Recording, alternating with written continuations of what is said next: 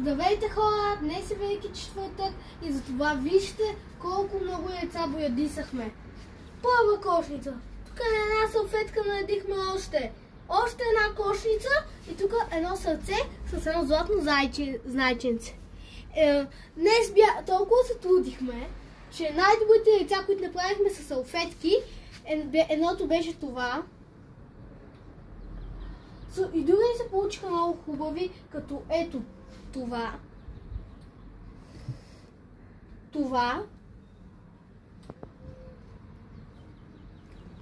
И това. Благодаря за гледането.